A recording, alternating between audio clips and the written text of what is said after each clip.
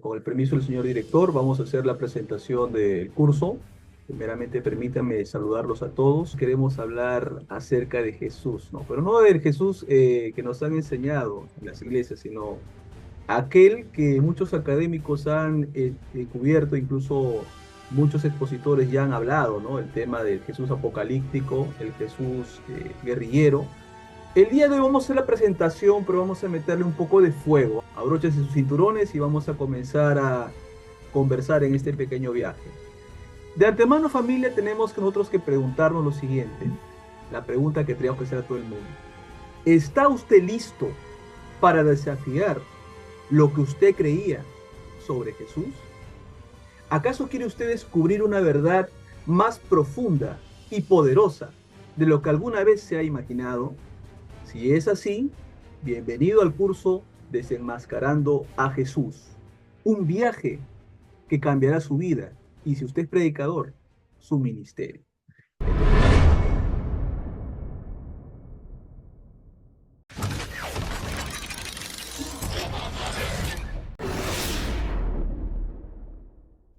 Entonces vamos a comenzar, familia, con lo siguiente. Generalmente siempre se nos ha presentado a Jesús de Nazaret como Dios, ¿verdad? Es un concepto de fe que tenemos la gran mayoría en América del Sur y en América Latina. Sin embargo, en este viaje estudiaremos al hombre. ¿Qué pensaba el hombre de carne y hueso? ¿Qué sentía el hombre de carne y hueso? ¿Cómo podría haber sido su apariencia física del hombre de carne y hueso? ¿Cuáles eran sus luchas? ¿Cuáles eran sus frustraciones? ¿Contra qué venía él, digamos, a desafiar un mundo conocido? ¿Realmente era un enviado de Dios en el sentido de un ser tipo angelical? ¿O tenía atributos humanos y buscaba una solución humana a las cosas? Miraremos a Jesús como un profeta. Recordamos todos a los profetas del Antiguo Testamento, el Tanakh, aquellos que te denunciaban el pecado. Vino la palabra del Señor y me dijo, así, así, ¿no? Al estilo Jeremías, al estilo Isaías, vamos a ver un rostro muy poco conocido de Jesús. Y la parte más picante, ¿Jesús fue acaso un revolucionario? ¿Acaso dirigió algún prototipo de movimiento?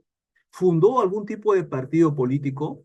Y si esto es así, ¿por qué los evangelios han disfrazado ciertas cosas para evitar hacer una expresión de un Jesús subversivo? ¿Qué hubiese pasado si los evangelios hubieran redactado que en la crucifixión no fueron ejecutados esos tres? Vale decir, Jesús de Nazaret y el revolucionario de la izquierda y de la derecha. Le doy un dato. ¿Sabía usted que Roma nunca crucificaba solamente un grupo de tres? Roma tenía fechas en las cuales crucificaba no solamente a uno, crucificaba a un grupo. Ojo, un grupo. Históricamente eso es así. Entonces la pregunta que tenemos que hacernos es, ¿y por qué los evangelistas o los autores de los evangelios, las comunidades marcana, lucana, joánica, se han esforzado en presentar solamente la figura de tres hombres? ¿Por qué no presentar realmente a Jesús con un grupo de gente crucificada? Primera interrogante. Segunda, si esto es así, ¿quiénes serían estos otros crucificados que están con él? ¿A quiénes crucificaba Roma? ¿Por qué crucificaba a Roma? ¿Crucificaba a Roma acaso ladrones, simples hombres asaltantes? ¿O a qué tipo de gente crucificaba? Entonces, eso también va a ser interesante nosotros de meternos al pensamiento, ¿sí? Y ver a través de la teología. Usted sabe muy bien que la teología le ha puesto muchas capas, porque imagínese usted, si los evangelios ponen a decir que Jesús volteó las mesas y votó a los cambistas, aparentemente ese es un acto religioso, pero ven, yendo mucho más profundo, recordemos chicos, que Jesús venía del norte. Y como él venía del norte, allá en el norte tenían la cuarta filosofía. Allá en el norte estaban los esenios. Allá en el norte se habían desatado muchas revoluciones. Por lo tanto, el hecho mismo de que Jesús haya volteado las mesas ya es un evento bastante revolucionario. Entonces, los evangelios nos van a dar detalles, pero que hay que leer entre líneas. Yo sé que a veces a usted y a mí nos cuesta trabajo, digamos, codificarlo. ¿Por qué? Porque, bueno, usted y yo tenemos un presupuesto teológico como creyentes, ¿no? Ya seamos cristianos, judíos, mesiánicos, lo que usted quiera, tenemos un presupuesto teológico. Y al tratar nosotros de meternos en la narrativa, vamos a buscar, señores, ser imparciales. ¿Por qué? Porque queremos meternos al mundo de Jesús. Pero el problema que tenemos todos nosotros es que nos juega una mala pasada el hecho de tener a nuestro maestro como el Mesías. No, no, no. Jesús es el Mesías, el varón de Dios, el Hijo de Dios. Entonces, al nosotros tener, digamos, estos escrúpulos, vamos a decirlo de esta manera, nos evita meternos más allá de la superficialidad. Nos evita entrar al detalle de la sociología de qué significaba ser el Hijo de Dios, ¿no? En el mundo de Jesús. Obviamente para la teología cristiana, Hijo de Dios es un ser creado, etcétera, pero en ese momento del tiempo, en el movimiento mesiánico, fíjese lo que voy a decir, el movimiento mesiánico, a una aclaración, no es el movimiento que se enseña siempre de judío mesiánico. El movimiento mesiánico son los revoltosos y los guerrilleros. Entonces, ser llamado Hijo de Dios en el movimiento mesiánico es reclamar la corona de Israel. Entonces, familia, fíjense, estamos tratando de meternos al mundo de Jesús, pero como repito, el problema es que Jesús de Nazaret no escribió nada. Entonces vamos a valernos de los evangelios y de la sociología y de las cartas de Pablo para descifrar, desenmascarar a ese Jesús que ha sido cubierto con las capas teológicas para conocer al hombre de carne y hueso.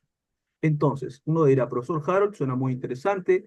Dígame usted, ¿qué libros académicos, qué libros de gente que conoce el tema vamos a estudiar? Y me parece muy buena parte eso. El primer libro, chicos, que vamos a estudiar la primera semana va a ser este, el llamado El Jesús histórico, la vida de un campesino judío. Note bien el título, Un campesino judío. Para el autor Juan Dominic Crozan, está claro que Jesús de Nazaret es un campesino, por varias razones. Él rastrea esto en base no solo que viene del norte, sino que Nazaret es una villa pequeña, una aldea muy chiquita, y la forma de oficio que tuvo su padre, José de Nazaret, y sus vecinos, Jean-Dominique Crozan va a analizar el tema de Jesús como un campesino judío. Oiga, profesor, pero ¿y cómo me ayuda a mí a entender que él fue un campesino judío? Bueno, entenderemos por qué las parábolas que él tiene, o sea, la explicación alegórica de los granos de mostaza, ¿no? De las aves del cielo, porque él viene de un mundo agrario y lógicamente él tiene que plasmar lo que ve. Por lo tanto, los evangelistas van a poner en boca de Jesús que él camina itinerantemente y dice, miren los lirios del cielo y las aves que no tienen que los alimente. Entonces va a ser una persona que va a sacar enseñanzas de la cotidianidad, que significa que él camina en la calle y dice, ah, acá hay una enseñanza.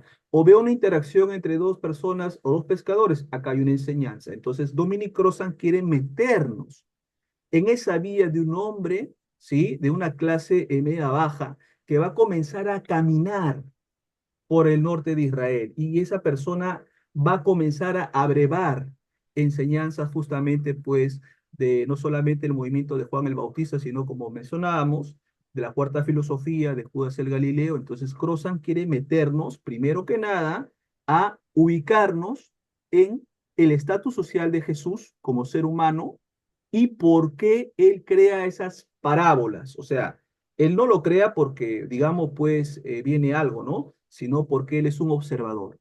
Y en base a esa observación que él va haciendo de los lugares donde va caminando, las bodas, etcétera, es que él va a hacer el planteamiento de sus enseñanzas. Ahora, ¿qué tiene este libro que lo hace tan atractivo? Fíjese bien, familia.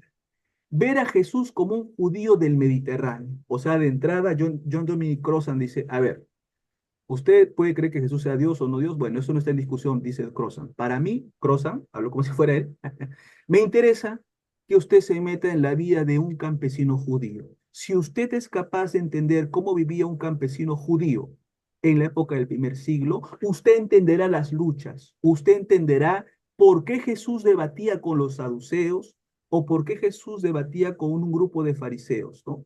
¿Por qué? Para todo, fíjense que en ese momento del tiempo habían más de 30 sectas y entre todas debatían entre todas. O sea, no es que que los saduceos lo buscaban porque eran malos o los fariseos porque eran malos, sino que era algo muy típico de la cultura que se hacía un debate entre todos. Entonces, Crozan quiere plantearnos esto. Ahora, profesor, ¿cuál es el objetivo del libro? ¿A qué apunta? ¿A dónde me quiere llevar? A esto vamos, a explorar la figura histórica de Jesús, separándolo de la cristología. Note bien, separándolo de la cristología. Ahora me dirá, profesor, ¿cómo así? Fíjese, chicos, que nosotros, si usted ha participado en una parroquia católica o en una iglesia cristiana o en una quejilá o grupo mesiánico o judío, fíjense bien que, bueno, hablamos judío mesiánico, ¿no? Ya. Lo que quiero que se entienda es que para estos grupos de centros de fe que estoy comentando, ya hay un presupuesto de Jesús, ¿no? En algunos casos que es divino, otro que no es divino. Entonces, como que las personas siempre tienden a decir, ok, pero hay muchas religiones y muchas plantean muchas cosas, entonces hay muchas verdades, ¿no? O cuál es la verdad o cómo la hacemos para nosotros llegar a esa posibilidad que nos va a enfocar realmente la vida de Jesús. Por entonces, Crozan dice, a ver, chicos, primero, tenemos nosotros, así como los gimnastas, tenemos que quitar la cristología, ¿no? Note bien. En el Nuevo Testamento, familia, ya voy a soltar el dato, existen tres tipos de cristologías. Fíjense bien. Una cristología baja, o sea, una capa baja, es en la cual Jesús solamente es un ser humano como usted y como yo. Esto lo creían los ebionitas, tiene usted el libro de Epifanio de Salamina, el Panarión. Una cristología media viene con el apóstol Pablo. Para el apóstol Pablo, Jesús es un segundo poder en el cielo. Esto lo menciona el doctor Antonio Piñero en su obra El Vinitarismo de Pablo, ¿no? Y lógicamente se explica que este vinitarismo o que es entronizado Jesús al lado derecho de Dios, tiene concomitancias en la cultura griega. Fíjense bien. Voy a adelantar algo. Cuando lleguemos al libro número 4, me parece, cuando Jesús se convirtió en Dios, dentro del índice que va a tratar el profesor Bar Ehrman, menciona que en los círculos judíos helénicos se tenía figuras divinas como Moisés y Elías. Uno dirá, pero profesor, ¿cómo que figuras divinas si son humanos? El autor, el profesor Bar Ehrman, da pasajes como la transfiguración de Moisés, me refiero cuando sube, ¿no?, al monte y ve cara a cara a Dios y le aparecen unos cachos o el rostro le brilla, es como una pequeña teofanía, ¿no? Entonces, él explica que en ese pasaje y en otros te está hablando de humanos que se convierten en categoría de seres semidivinos, ¿no? Y menciona Herman que esto va a ser lo que le va a pasar a la figura de Jesús, pero obviamente que esto no pasa, digamos, de la noche a la mañana, sino que este es un proceso, ya que como usted sabe bien, en la Israel de la época de Jesús ya se ha comenzado a hacer, digamos, un sincretismo de muchos tipos de ideologías, ¿no? Entonces, si nosotros somos capaces de canalizar eso, entenderemos la segunda cristología, en la cual Jesús está entronizado a la diestra de Dios, como un segundo poder en el cielo. Pero, como usted sabe muy bien, hay una evolución en todo, se llega a una alta cristología. En la alta cristología, Jesús ya es Dios. Y tiene usted el libro de Juan, en la cual dice que el principio era el Logos y el Logos estaba con Dios, etcétera. Y cuando usted revise ese relato y muchos otros más, ya prácticamente Jesús es Dios. Entonces, eso es lo que a veces nosotros, como creyentes o predicadores, no somos capaces de identificarnos porque cuando hemos entrado a un centro de fe, nos enseña la doctrina, ¿no? Mira, la doctrina de la iglesia es esto y nosotros recibimos la doctrina. Sin embargo, no estamos siendo capaces de entender que hay diferentes cristologías, ¿no? Eso es vital. Entonces, eh, el esfuerzo del profesor Jean-Dominique Crozan es quitar las cristologías y quedarse con el humano, con el hombre Jesús, lo que diría John P. Mayer, un judío marginal en sus cuatro tomos. Muy bien, entonces, habiendo entendido eso, chicos, ya vamos a revisar a profundidad por qué los autores en los evangelios mencionan a Jesús como una persona pobre. O sea, si se habla que es un campesino que viene del norte, hay pasajes que van a comenzar a sustentar esa idea, ¿no? Como las cuales usted ve en pantalla, que el mismo Jesús, que obviamente Mateo pone en boca de él, que el Hijo del Hombre no tiene dónde poner su cabeza, o sea, no tiene un lugar fijo, no tiene un mesón, sino que tiene que ir pues de un lugar a otro esperando la caridad de la gente que lo pueda albergar y le pueda dar de comer. También se menciona en el relato teológico de Lucas que es acostado en un pesebre, ¿no? Lógicamente, recuerde usted que cuando hablamos de clases sociales y si seguimos el relato teológico del nacimiento de Jesús, a la hora de ponerle en un pesebre es porque no solamente que no había lugar, sino que la condición económica de José y María era relativamente muy pobre. Por esa razón que Crozan se esfuerza en entrar en los detalles, porque uno lee esto, y yo sé que usted lo ha leído, pero a veces uno no le presta atención a las cosas, sino como que uno lo lee, ah, de paz, sí no tiene dónde dormir, bueno, está caminando, pero hay algo más profundo que eso, hay un mensaje que está encriptado. Entonces, Crozan, queridos amigos, es que se va a esforzar en notar esos detalles que usted conoce. Entonces, el tema con Crozan es este, identificar a Jesús por los testimonios de los evangelistas como una persona eminentemente pobre. Pero uno dirá, profesor, sabemos que los evangelios son relatos teológicos, son constructos teológicos que buscan, digamos, dar un mensaje, ¿no? Por ejemplo, en Marcos, presentar a Jesús de una manera, e igual en Mateo, en Lucas y en Juan. Sí es cierto lo que usted está pensando. Sin embargo, a pesar de eso, hay detalles que no debemos de perder en cuenta para, como decía, quitar las capas Ese teológicas. desorden, Juli, ese desorden con esa llave. Bueno, no sé si podríamos, bueno, ok. Decíamos, chicos, entonces, el trabajo más complicado para un creyente es este, agarrar el Cristo teológico que nos da el Nuevo Testamento y comenzar a quitarle las capas, quitarle la cristología media, la cristología alta, quitar los eventos sobrenaturales. Y uno dirá, pero, profesor, al hacer eso, ¿con qué nos quedamos? Muy buena pregunta. Nos vamos a quedar con el hombre de carne y hueso, o sea, el Jesús que se conocería como el Jesús histórico antes que sea muerto, antes que sea divinizado, antes que sea canonizado, y para eso la sociología va a ayudar un montón. Entonces, Crozan nos dice lo siguiente: el estudio del Jesús histórico se ve muy afectado, no te ve, muy afectado por las perspectivas que van a poner las élites. ¿Qué significa? Que los grandes grupos de fe, diferentes estos, han tenido intereses teológicos. O sea que al presentarnos a Jesús, les ha convenido presentárnoslo de una manera. ¿Por qué presentarlo célibe? ¿Por qué presentarlo sin esposa? ¿Por qué presentarlo como un pacifista? O sea que atrás de estos señores hay intereses teológicos, porque fíjese bien, usted sabe que un negocio muy interesante en América Latina es la venta de la Biblia. Entonces, ¿cómo cambiaría el panorama si se conoce a otro tipo de Jesús?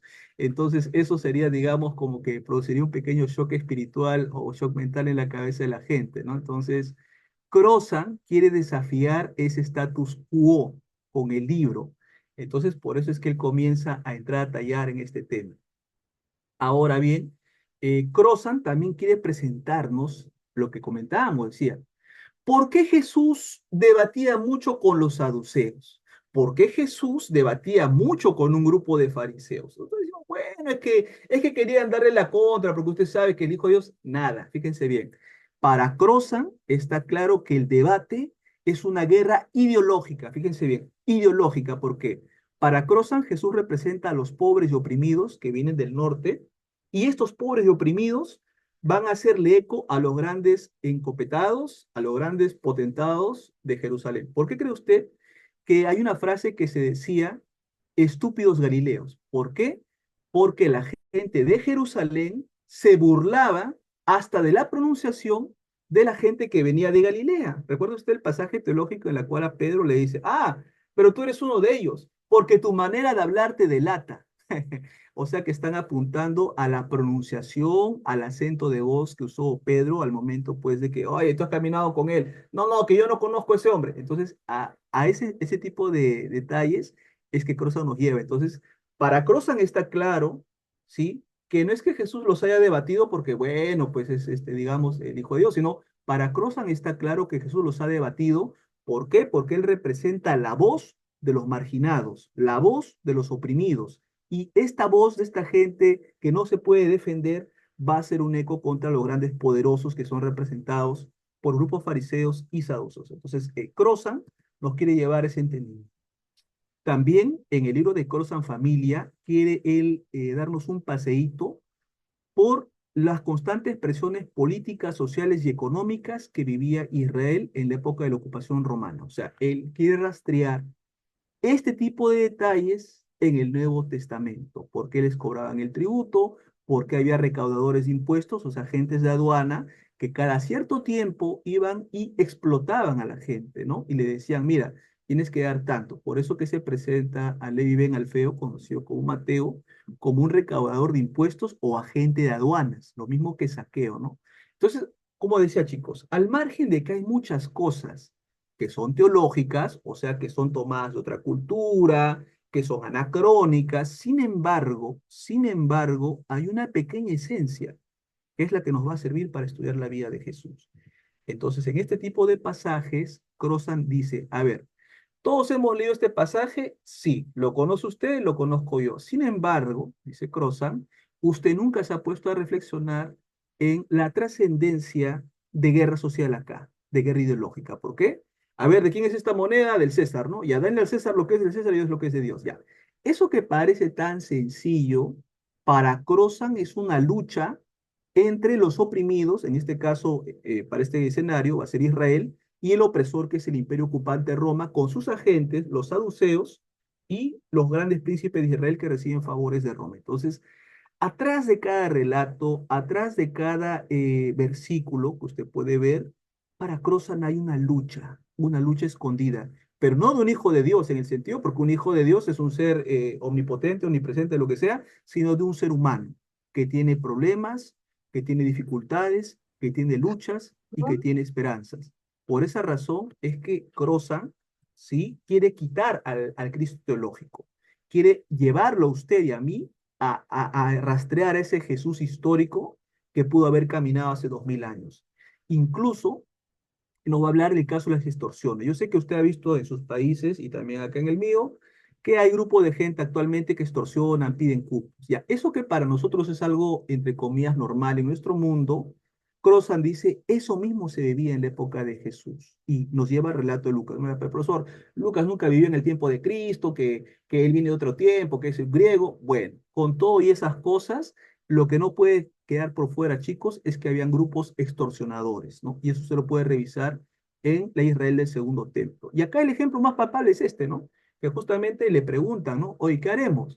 Y le dice, no exijan más de lo que está ordenado.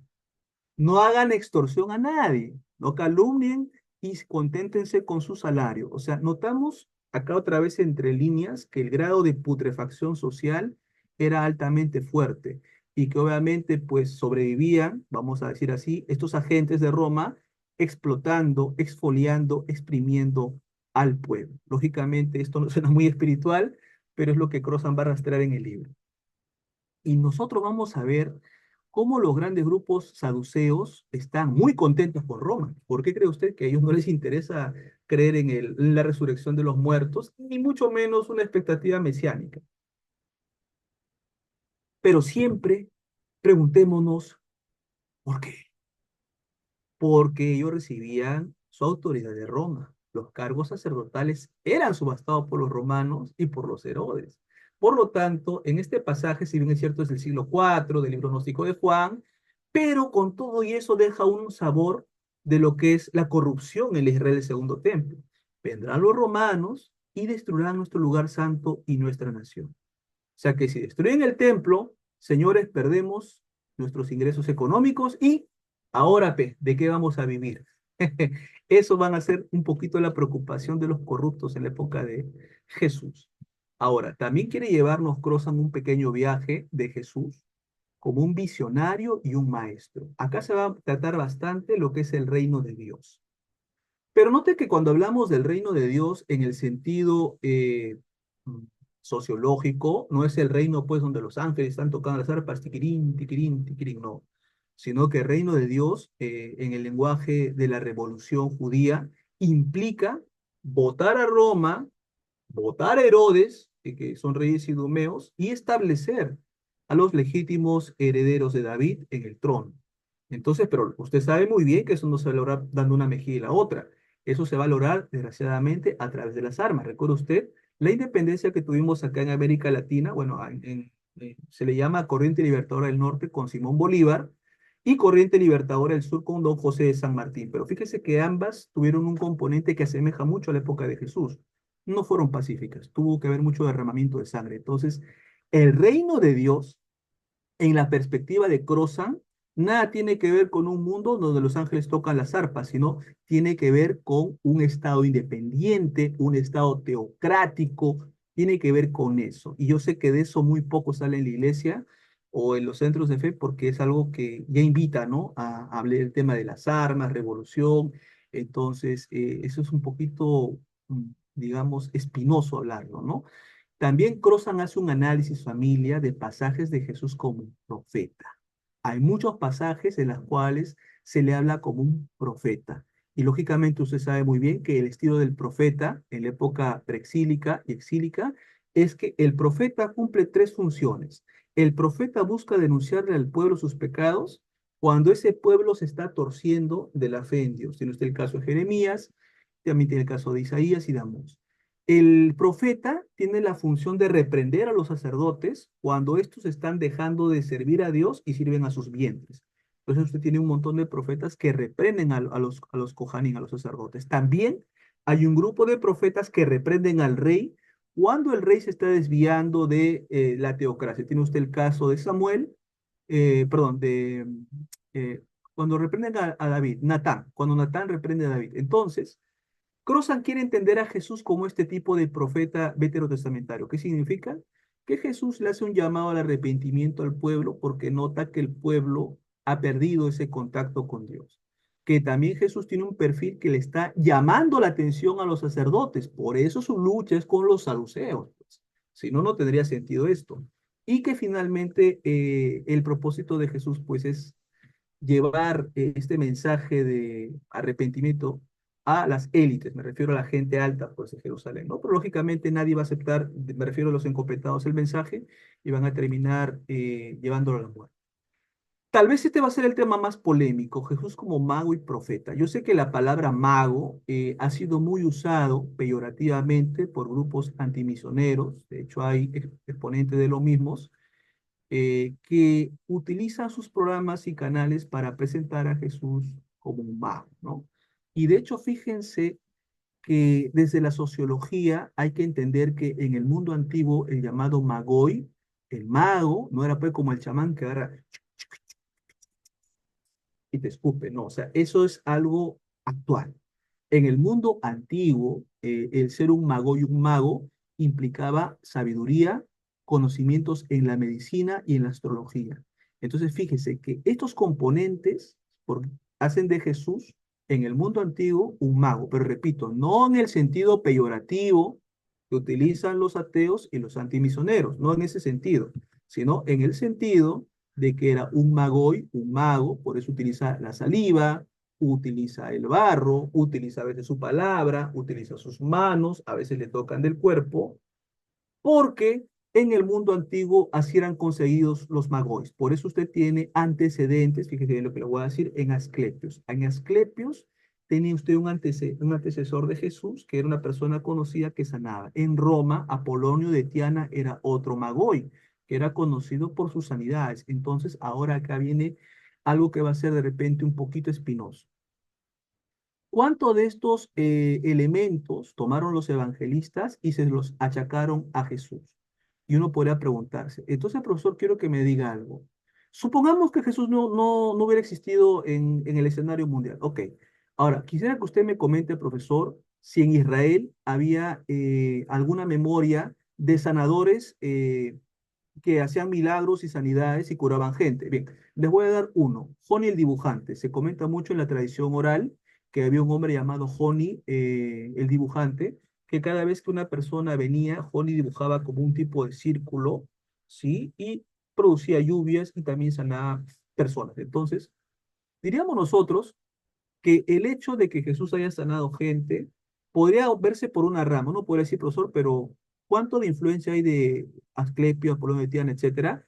¿O cuánto puede haber de los sanadores judíos que eran algo normal en la época del Segundo Templo? Pues hay mucho. Entonces, Crozan va a desglosar un poquito ese tema, que es bastante espinoso, y nos va a llevar a profundizar el tema, pero repito, no de la manera espiritual, ya de la manera espiritual es otro campo, sino de la manera sociológica y de la manera histórica. Entonces, acá Crozan va a comenzar a estudiar los pasajes de Mateo, Lucas y Marcos, en la cual Jesús sanaba toda enfermedad. ¿no? Y cuánto de esto lo hacían otros maestros judíos en la época del segundo templo. Por eso, como les decía, chicos, a este curso vamos a entrar con la mente abierta, porque a veces nosotros, yo sé, usted y yo tenemos un cariño muy grande por Jesús, lo tenemos, ¿no? Como creyentes, obviamente, ¿no? Pero sin embargo, fíjese, para un creyente es bien difícil ser neutral, porque el creyente tiene una preconcepción, el creyente tiene una formación espiritual, pero a la hora de analizar esto, a veces como que se produce en el cerebro una pequeña disonancia, ¿no? Como que quiere, no quiere, entonces ese va a ser un poquito el desafío que vamos a tener. Y Crozan va a entrar a un tema que también va a ser muy complicado. Jesús como bandido y como Mesías. Entonces, cuando usted ve la imagen en pantalla, yo sé que esto puede escandalizar bastante porque, bueno, pues es un Jesús revolucionario, ¿no? Lo ve su metralleta atrás. Entonces, lo que quiere Crozan en este capítulo, en esta sección, es comparar a Jesús, su discurso, su mensaje, su modus vivendi, con el de los bandoleros judíos que luchaban contra el imperio. Entonces, Crozan quiere llevarnos a ese análisis, ¿no? Y esto es bastante fuerte porque esto rompe el status quo de un Cristo pacífico. Y Crozan nos va a llevar por el tema de la crucifixión y va a decir, miren, seamos serios, seamos sinceros, seamos transparentes. Roma nunca ha crucificado a ningún reterío. Históricamente eso es un error, pero sí ha crucificado a los grandes sediciosos, a los grandes conspiradores y enemigos del Estado. Eso sí, lo tiene usted. Y que el castigo de la cruz era tan brutal que buscaba dar un escarmiento a los futuros revolucionarios. Por eso, como comentábamos, chicos, investiga usted, Roma nunca crucificaba solamente a un hombre, a dos o a tres, porque el presupuesto económico, fíjense bien que le voy a decir, el presupuesto económico para que Roma cuelgue un hombre era alto. Entonces, imagínese usted que Roma tenía que pagar un servicio adicional a los soldados para que lo amarren, para que lo flagelen, para que le hagan los suplicios, ¿no? Entonces, imagínese cuán caro era crucificar solamente a uno. A Roma le convenía crucificar no a tres, sino a un grupo. Entonces, eso nos lleva a nosotros a cuestionarnos por qué los evangelios solamente se enfocan en tres. ¿Por qué no decir directamente? Jesús fue tomado con un grupo. Vamos a poner un ejemplo nomás, ¿ya? Yo sé que usted me entiende el punto, pero quiero que más o menos dar un monto para que usted me entienda. ¿Qué hubiese pasado si en los evangelios hubieran puesto Jesús fue crucificado con 30 personas y que él estaba al medio y a él le pusieron rey de los judíos? Entonces, si nosotros imaginamos mentalmente a los otros 20, 30 crucificados al lado de Jesús, eso ya nos daría una sospecha, ¿no? Diríamos, pero esto está raro, ¿no? O sea, ¿por qué lo crucifican con tanta gente, ¿no? ¿Que solamente por el tema político o hay algo más acá, algo que no se quiere decir directamente, algo que se quiere ocultar? Por eso les digo, ahí les recomiendo, chicos, el libro de Bermejo y el libro que vamos a ver ahorita, El Celote, que es un libro muy poderoso. Entonces, Crozan, por eso le digo, se ha elegido esta literatura, chicos, porque el objetivo es desenmascarar a Jesús. Cuando digo desenmascarar, me refiero a quitar las capas teológicas para tratar de quedarnos con el hombre de carne y hueso.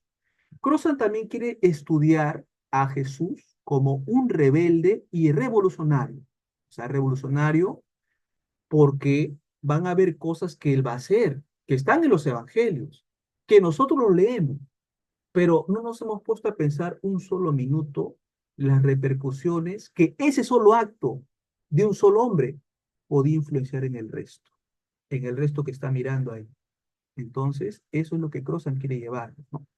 Y va a analizar el pasaje, pues, en la cual se botan las mesas, se votan los saduceos, entonces todo eso va a tener una connotación política bastante muy fuerte.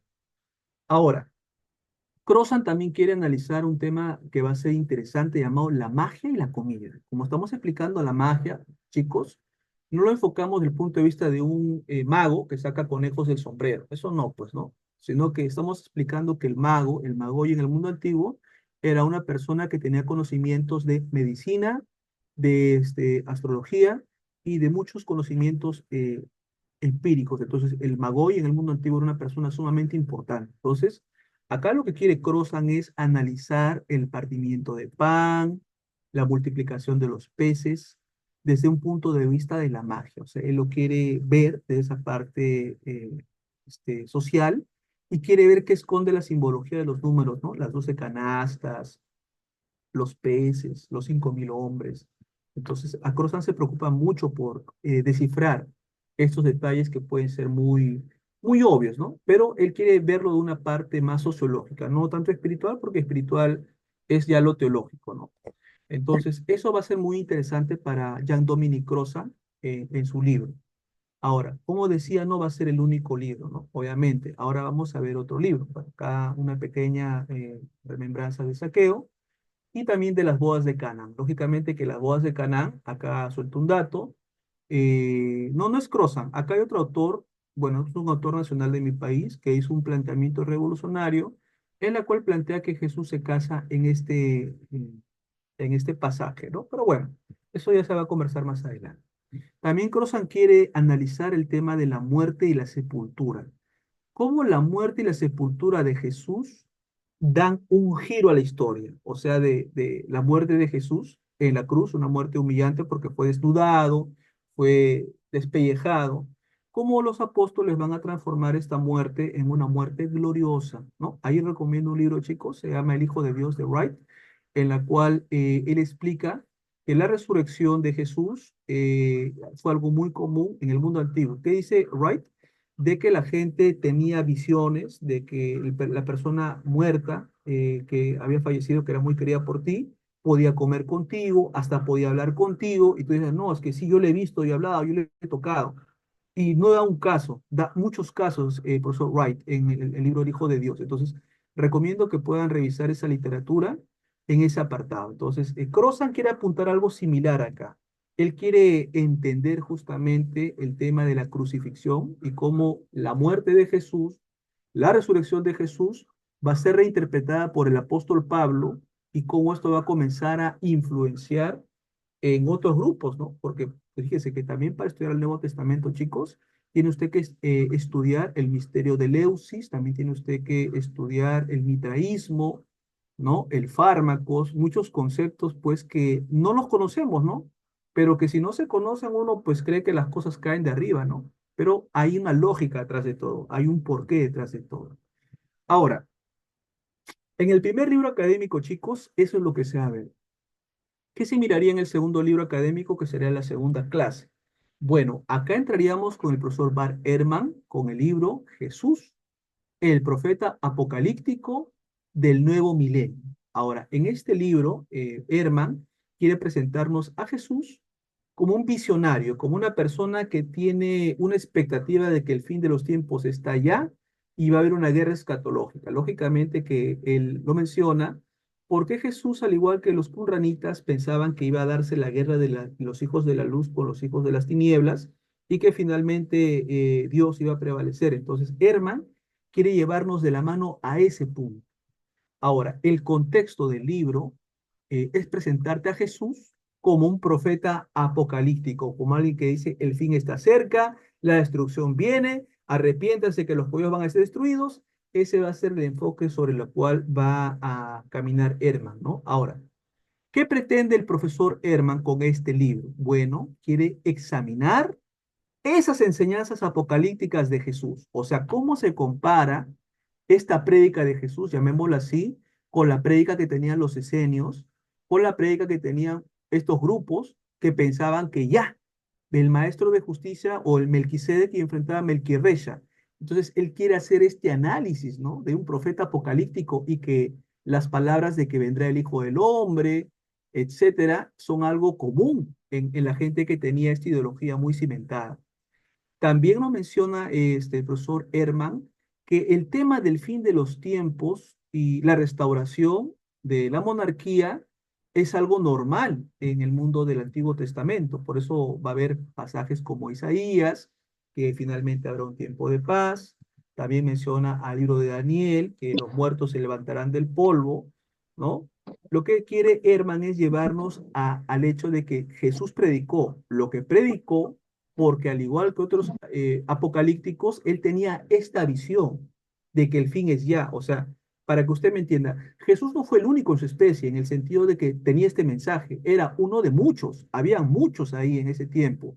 pero para lo que nos ha llegado a nosotros, Jesús fue el único, pero para Herman no. Y dice, miren, este libro de Daniel, Isaías, Joel, y también tenemos el otro Isaías, que este tipo de temas de que el fin viene, que el sol se oscurecerá, etcétera, son temas comunes en las personas que comparten esta visión de que el fin de los tiempos está a la vuelta de la esquina y que Dios barrerá a los malvados y que finalmente se dará un reino utópico de justicia verdadera. Entonces, Crozan quiere ubicar, perdón, no Crozan, no, estaba diciendo, Herman quiere ubicarnos en que Jesús no fue el único.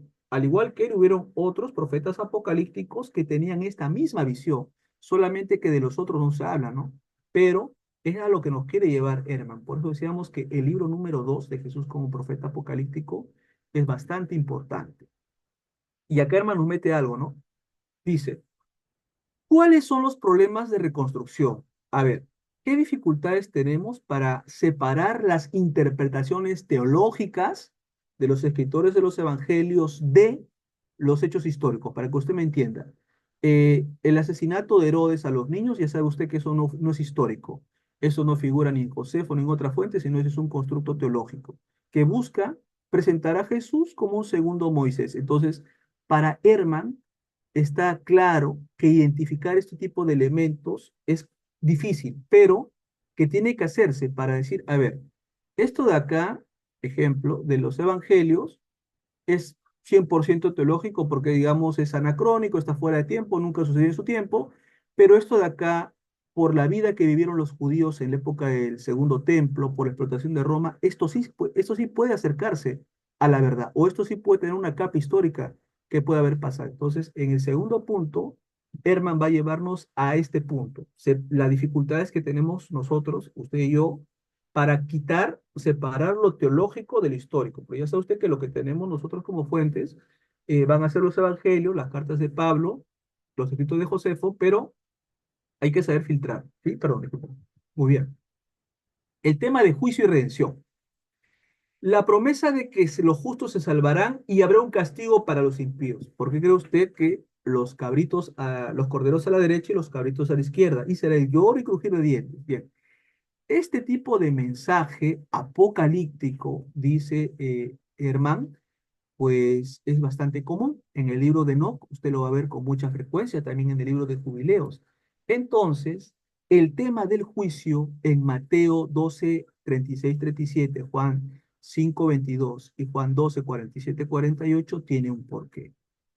Responde a un hombre con una prédica apocalíptica, con una ideología de que el fin de los tiempos está a la vuelta de la esquina y que ineludiblemente habrá un juicio en la cual los malvados serán desaparecidos y el bien prevalecerá. Pero no solamente eso en la prédica de un apocalíptico, también el mensaje de redención, de restauración, que en un momento del tiempo se liberará a los oprimidos, aquellos que son angustiados, que serán salvados por ese personaje, ¿no? Por ese emisario, y que habrá rescate para muchos. Entonces, estos dos componentes, el tema del juicio y la redención, comenta el profesor Herman, que están en Jesús, pero que es algo normal y común de otros predicadores apocalípticos de su tiempo. También se mirarán conflictos con las autoridades. Bueno, esto empalma mucho con el otro libro anterior, con el libro que vimos de Jan Dominic Crozan, Un campesino judío, porque en ambos libros, familia, está conectando que Jesús pelea con quién, con las autoridades, ¿no? Religiosas y políticas. ¿Pero por qué? Ahí viene la clave. ¿El por qué? ¿Porque es el Hijo de Dios? ¿Porque es un ser angelical que bajó del cielo? ¿O porque, como un campesino judío, un judío itinerante, tuvo luchas, pasó vicisitudes por las cuales va a alzar la voz de protesta contra esta gente que está haciendo abuso del poder, que en lugar de proteger a su gente, está protegiendo sus intereses? Entonces, eh, Bar Ehrman en este punto va a coincidir mucho con Jan Dominic Crozan, que la lucha de Jesús es una lucha eminentemente ideológica y política contra las grandes autoridades. Para esto va a entrar en temas como Lucas y Mateo, y fíjese que el grupo que usted ve acá en Lucas, tiene usted los escribas, los sofrim, aquellos que van a redactar los rollos de la Torá, y tiene los sacerdotes saduceos. Y nota Crozan, o perdón, nota Herman, que ambos grupos quieren deshacerse de Jesús. ¿Por qué? Porque el mensaje que tiene él es un mensaje que no está a su ideología. ¿Por qué? Este caballero viene del norte, este caballero es un campesino, este caballero tiene un mensaje apocalíptico y por lo tanto conviene quitarlo. Entonces, por eso entiende Bar Ehrman que no solo Jesús, sino cualquier predicador apocalíptico era una amenaza porque Roma no iba a tolerar esta clase de incitación a la violencia. Y note que en Mateo también hace con lo mismo. Sacerdotes, ancianos y concilios. Si usted le presta atención a esto, son tres grupos fuertes de poder y obviamente no son gente pobre, son gente de la clase más alta. Entonces, lo que también quiere plantear Herman es esa lucha de clases sociales, esa lucha ideológica entre dos grupos. Jesús representando la voz de los apocalípticos y de los oprimidos contra la voz de los más encopetados y más alzados. Ahora Herman dice, Jesús como apocalíptico hace un acto de entrar montado en un burro o en dos, bueno, ya.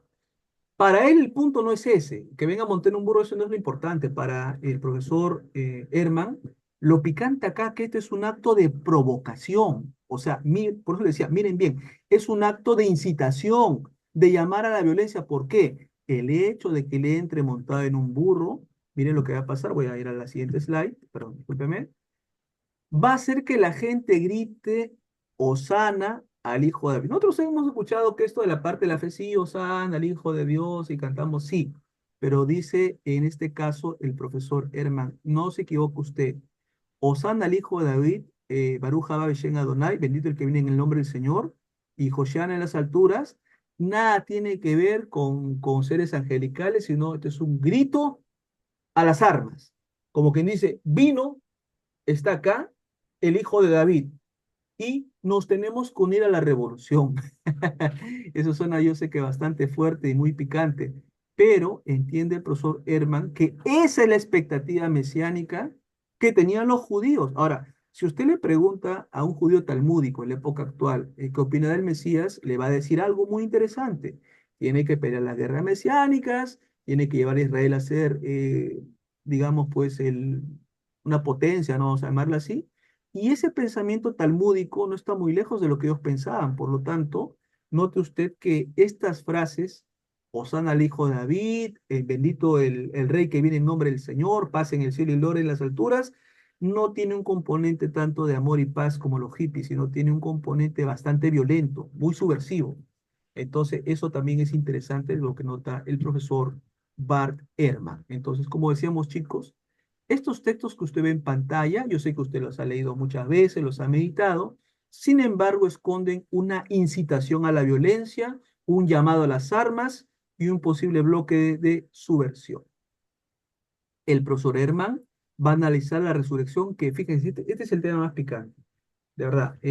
Hablar de la resurrección es difícil, porque, note bien, hay muchos autores, no solamente el profesor Wright, hay muchos otros que explican que la resurrección no es histórica y tiene sus bases. El propio profesor Antonio Piñeiro ha explicado que esto no es histórico, esto tiene que ver ya más con la fe, es un elemento de fe. Entonces dice acá el profesor Herman, ¿cómo la creencia en la resurrección de los muertos convierte a Jesús de un simple predicador apocalíptico a elevarse a una figura divina, a entronizarse a la diestra de Dios?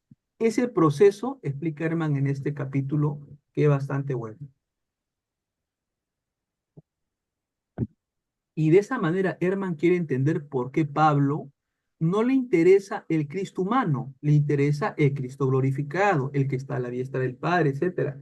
Entonces, ¿por qué? Porque a la muerte de Jesús se le da una interpretación de triunfo. O sea, ya no es la muerte ignominiosa de que murió desnudo, solo, abandonado, sino que atrás de eso hay una esperanza salvífica. Entonces, Herman va a entrar a tallar en textos como Romanos 19, Primera de Corintios 15, 3, 4, para meterse a la raíz, ¿no? A la raíz de esto. Ahora, en el tercer libro académico, chicos, que vamos a revisar en este curso que va a comenzar esta semana, entraremos a lo que ya estamos, digamos, predefiniendo. El celote por Reza Aslan. Este es uno de los libros que en mi opinión, familia, junto con el del profesor Bermejo, ya te muestran algo muy diferente de Jesús. Yo sé que hablar de esto es muy doloroso. ¿Por qué? Porque obviamente esto rompería con dame una mejilla, dame la otra. Esto va más allá de lo que aparentemente pues uno cree, ¿no? Y acá el autor, Reza Aslan, nos presenta a Jesús como un revolucionario, un líder político y un ferviente activista. O sea, no solamente que se le chispó, por así decirlo, sino que estaba constantemente asusando a la revolución.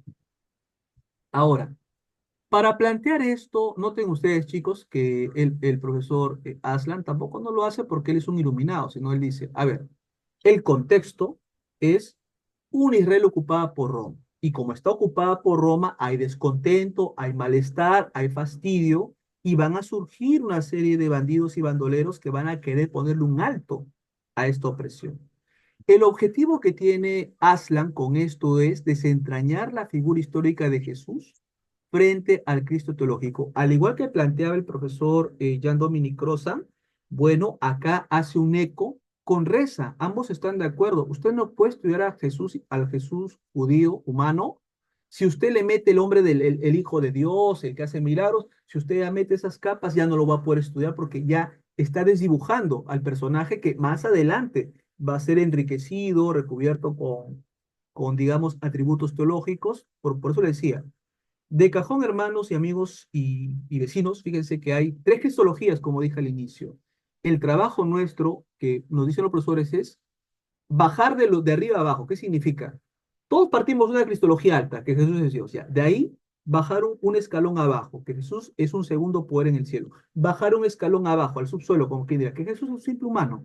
Entonces, ese es el trabajo más difícil, como decía, por el amor y el cariño que le tenemos a nuestro Maestro Jesús de Nazaret. Entonces, dice acá el profesor, para entender esto, partamos de la muerte de Jonathan Ben Ananías. Cuando muere Jonathan Ben Ananías, va a comenzar el descontento masivo. Si bien es cierto, la gente ya estaba inconforme con la invasión de Pompeyo, la muerte de Jonathan Ben Ananías va a ser un catalizador que va a decir, no, no, no, lo han matado, o sea, como que genera más cólera en el pueblo. Entonces, quiere partir de estos brotes de violencia para hablar de Jesús. O sea, que está claro que Jesús no sale del aire, ¿no? Tiene que ser de algún lado.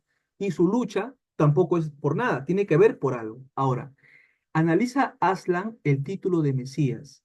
Jesús se autodenomina el rey de los judíos, lo cual es una amenaza abierta para Roma. El hecho que él se declare rey de los judíos o sus seguidores, eso ya es una amenaza a Roma. ¿Por qué? Es decir, a ver, el papacito, tú has puesto ahí a Herodes, ¿no? Ya, y nosotros lo desconocemos y yo soy el rey. Entonces, es una manera de decirle a Roma, yo no estoy de acuerdo. Y lógicamente Roma, al no estoy de acuerdo, los mata y los desaparece. Entonces, acá lo que quiere Reza Aslan es entender esta frase rey de los judíos, ¿sí? En la época del Segundo Templo. ¿Cuántas personas se declararon rey de los judíos? Un montón. ¿Y a cuántos lo mataron? A un montón. Entonces, esa esencia es la que quiere rescatar Reza Aslan con el título rey de los judíos. También entender por qué Pilatos en los relatos teológicos le dice, ¿acaso tú eres el rey de los judíos? Bien. Atrás de esa simple declaración, para el profesor Aslan, está claro que Pilato quiere saber si él es un revoltoso. Y al decirle, tú lo dices, o yo soy, bueno, como cualquiera de las dos respuestas, ya está justificando su condena. ¿Por qué? Porque de todas maneras dice, no, mi reino no es este mundo, etcétera, pero está justificando que es rey. Con lo cual Roma lo va a usar a su favor para condenarle a muerte. Entonces, notamos justamente este tipo de detalles, ¿no? Que no están obviamente en nuestras Biblias, pero que los especialistas han estudiado por mucho tiempo y quieren llevarnos a desenmascarar a Jesús. O sea, en el sentido de quitar todas las capas teológicas y quedarnos con la carnecita de lo que fue Jesús. Referente a otro tema, también abordará a Juan el Bautista y su influencia en Jesús como figura religiosa y revolucionaria.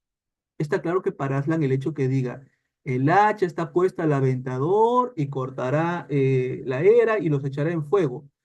Para Aslan está claro que el hecho de que Juan diga eso es un grito revolucionario. Cuando dice, y les bautizará con espíritu y con fuego, ya eso es un añadido que viene en otro evangelio, pero en el primigenio no dice nada de eso. Entonces, para Aslan está claro que el ideólogo que va a inculcarle a Jesús, esto es Juan.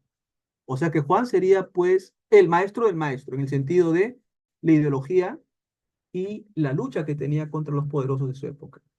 Al igual que lo estaba haciendo Jan Dominic Crozan, también lo va a hacer Aslan, va a ponerle mucho ojo y mucho cuidado a la limpieza del templo.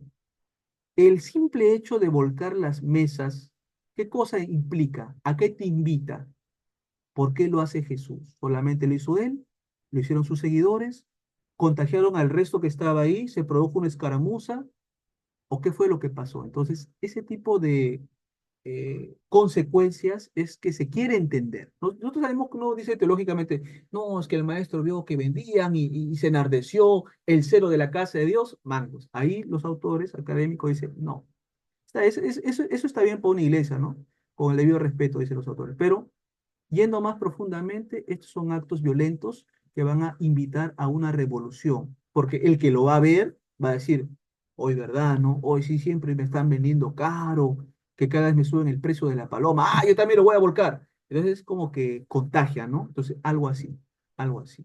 También se va a estudiar familia por Rez Aslan, el reino de Dios. Como decíamos, para Aslan no es un lugar donde los ángeles están tocando las arpas, sino es una política completa. Votar a los romanos y que el reino de Israel sea restablecido al legítimo heredero. En la rebelión activa se va a revisar a Jesús como un líder revolucionario que dice, el que no tenga una capa, véndala y cómprese dos espadas. A mis enemigos que no quieren que reine sobre ellos, tráiganlos y decapítenlos. Entonces, ese tipo de textos que son bastante picantes, los van a analizar con fuerza, pues reza, ¿no? Lógicamente, él no le debe lealtad ni al catolicismo ni al protestantismo, por eso el análisis que va a hacer es un análisis bastante sociológico. También va a analizar la crucifixión de que Jesús es ejecutado como un rebelde político y que esto tiene connotaciones en el pueblo, en sus seguidores y en la gente que va a ver este acto bastante cruel. Finalmente, reservamos siempre lo mejor para el final. Este es un libro que va a cambiar completamente todo. ¿Cómo Jesús se convierte en Dios? De un predicador judío a un Dios, del profesor Bar Ehrman. ¿Cómo se da la transformación de un hombre, de un predicador, a Dios? Para esto, Herman va a entender Jesús como un campesino del siglo I. ¿Ven? Por eso le digo, está atado. Esto empata con el libro del profesor Dominic Crozan, Jesús como un campesino judío. Sin embargo, el propósito, la meta del libro es entender el desarrollo histórico de Jesús como Dios, cómo se dio, cuándo se dio, quién lo planteó, antecedentes griegos, antecedentes judíos y cómo se llega a la creencia de que Jesús es Dios. Entonces va a analizar esto que me gusta mucho, llamado humanos divinos en la antigua Grecia y Roma. Por eso comentaba, chicos, que si nosotros no entendemos los imperios que influenciaron a Israel como Egipto, Persia, Grecia, Roma, nosotros, por más de que entendamos, vamos a meternos a debates con teólogos y maestros, pero no vamos a atar ni desatar. ¿Por qué? Porque no se conoce esto. Humanos divinos en la antigua Grecia y Roma. Los casos de Apolonio de Tiana, Julio César y Augusto el César. Humanos divinos en el judaísmo. Note, si alguna vez usted tiene un debate con los judíos y le dice, no, ese greco romano, a ver, usted es un ignorante completamente, con respeto que se merece, porque hay grupos judíos que creían que Moisés y Elías tenían atributos divinos. Ahí lo vamos a explorar con mayor profundidad, porque notamos que esta va a ser una creencia no ajena al judaísmo, sino que va a haber, ¿no?, en los judaísmos. También se va a preguntar el profesor, ¿Jesús pensaba que era Dios? O sea, ¿realmente él creía que era Dios? ¿O quienes creyeron que era Dios y enseñaron que era Dios? Entonces, Herman se enfoca en la autopercepción, en el autoconocimiento, en el autodescubrimiento que tenía Jesús sobre sí mismo. Y de acuerdo a las investigaciones de Herman, Jesús no se consideraba como Dios en su ministerio. Entonces, eso rompería el status quo, rompería la doctrina de la Trinidad del militarismo y lo rompería también a Pablo, porque Pablo presentaría al exaltado, pero esto contradeciría lo que Jesús creía de sí mismo. Entonces, esto es bastante picante. Y Herman entra a un tema bonito. El comienzo, el Bereshit, el Génesis de la Cristología. ¿En qué momento Cristo será exaltado al cielo? Cómo los primeros discípulos creían que Jesús fue exaltado a la derecha de Dios. O sea, lo que se llama la entronización. Y que esto ocurre no antes de, sino después de su resurrección. Entonces, para Herman, ahí es donde Jesús se convierte en un ser divino, después de su muerte y resurrección. Por eso le decía, la cristología va a ser fundamental para entender estos conceptos. En el punto número 6, Jesús ya es un Dios en la tierra. Fíjense bien, primera cristología de la encarnación. O sea, a medida que se dé el tiempo, la gente dice, no, que en el principio era la palabra y la palabra era Dios. O sea, ¿por qué? Porque no entienden, caballeros y damas preciosas, la evolución de las cristologías. Si no se entiende eso, cualquier debate, conversación, diálogo es completamente estéril. Entonces, acá se analiza el Evangelio de Juan, en la cual Jesús es un ser divino preexistente. Lógicamente, el tema de logos viene del platonismo, viene del judaísmo helénico, en la cual se cree en un segundo poder en el cielo. También va a revisar el profesor Herman la ortoparadoja en el camino a Nicea. Es decir, en Nicea, Jesús como ser subordinado a Dios Padre es rechazado. Y ahí se da el credo de Nicea. Entonces, fíjense que la creencia que tienen muchos hermanos no saben que viene de acá. Pero antes de hubieron debates con Marción, etcétera, hubo muchos debates y al final se llega a una creencia unificada. Entonces, caballeros y damas, esto es un preámbulo de lo que veremos nosotros desde la clase del sábado. Recuerden, este curso no solo es sobre conocimiento, sino sobre acción. ¿Por qué acción? Porque usted va a tener el trabajo de hacer lo que se llama desaprender. Desaprender lo que le han enseñado o ponerlo un momento de costado para poder usted reflexionar y decir, a ver, si esto es así, ¿qué más tengo que investigar? ¿Qué más tengo que hacer? Tomar verdades reveladoras y aplicarlas. Si usted es un predicador, me preguntaba un hermano, de Estados Unidos, profesor, ahora, ¿qué le hacemos si sabemos que hay todo esto en la Biblia? ¿Cómo cambia el mensaje? Ahí viene el punto de reflexión. Usted como predicador, como pastor, como more, lo que sea, tendría que cambiar el mensaje porque ya no se trata de meterle miedo a la gente. Recuerde, ya ese mensaje de que te vas al infierno, que te vas a buscar, eso ya no tiene ningún efecto porque estamos en una era de la inteligencia artificial y con gente altamente investigadora. Entonces, no esperen, chicos, que les cuenten la supuesta verdad, sino que el momento de actuar es ahora y lógicamente, pues, para esto es el curso. Salón, buenas noches a todos, profesores. Muy interesante el tema. Eh, el curso, ¿cuándo empieza? ¿Cuánto tiempo va a tardar? Y si va a haber materiales como PDF o algún libro, o los libros que usted citó, pues hay que conseguirlos por cuenta o como. Sí, esa es una pregunta muy linda, estimado Esteban. Primero, buenas noches, saludos de acá de Lima. Sí, mire, para este curso, el director, el estimado Moisés, va a crear un grupo de WhatsApp, un grupo VIP, en la cual se van a compartir los libros que hemos puesto en pantalla. O sea, nosotros le vamos a proporcionar los libros y también la presentación de las clases que yo voy a dar. O sea, usted va a tener tres cosas: los libros que hemos recomendado, el material de la clase que vamos a preparar y la grabación del video, pues, y lógicamente un grupo VIP en la cual, digamos, en caso usted por motivo de trabajo o, digamos, motivos climatológicos no haya podido asistir a la clase, pues va a tener acceso a la grabación y en la semana, pues, hacer sus preguntas. Ahora, referente a cuánto tiempo dura, dura un mes. Son cuatro clases, de acuerdo que conversar con el director. Las clases van a ser los sábados, me parece, a las 7 de la noche, hora de Perú, creo que son 6 de Guatemala, entonces va por ahí el asunto, estimado Esteban. Ok, muy interesante, sí, estoy interesado en el curso y lo voy a tomar. Gracias por la ponencia y a la orden. Excelente, excelente, estimado Esteban. Ahí le damos pase a Carlos. Adelante, Carlos, el micrófono es suyo.